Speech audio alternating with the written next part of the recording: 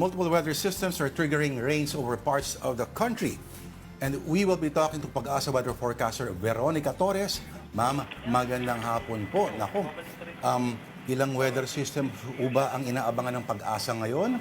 At ano yung pinaka nakaka-apekto po sa atin? Bago lahat, Merry Christmas, Ma'am Veronica. Apo, hello po at Merry Christmas din po, Ma'am Denise at Sir Lord.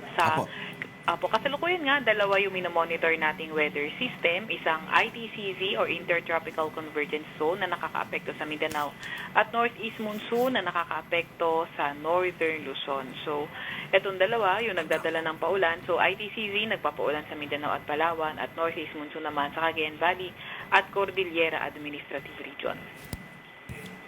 Alright, so yung nangyayari pong pag-ulan kahapon sa Pasko, siguro marami yung nagtataka ngayon, meron ho ba tayong outlook sa New Year kung ganun din ho ba yung magiging panahon?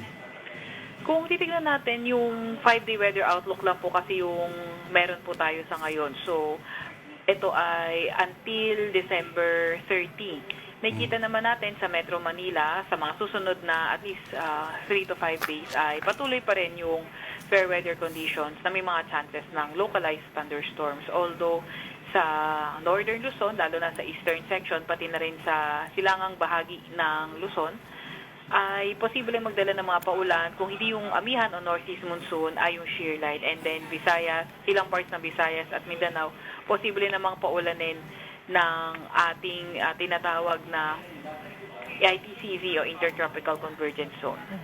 Ma'am Veronica, itong bare months, sunod-sunod yung naging yung pumasok sa Pilipinas. Ano naman kaya ang sasalubong sa 2025? Ilan po ang inaasahan ng Pag-asa na pumasok na bagyo come this January?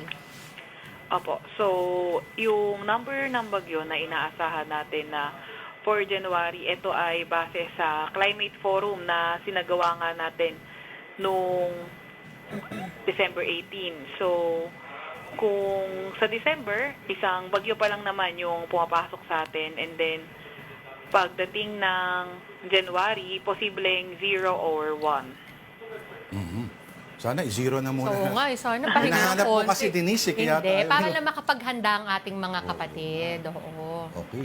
Madam, maraming pasalamat po sa oras ninyo at Merry Christmas po sa mga taga-Pag-asa. Ma'am Veronica, maraming salamat sa inyong serbisyo po. Salamat po at Merry Christmas din po sa inyo. Yan po ang ating Pag-asa Weather Forecaster, Veronica Torres.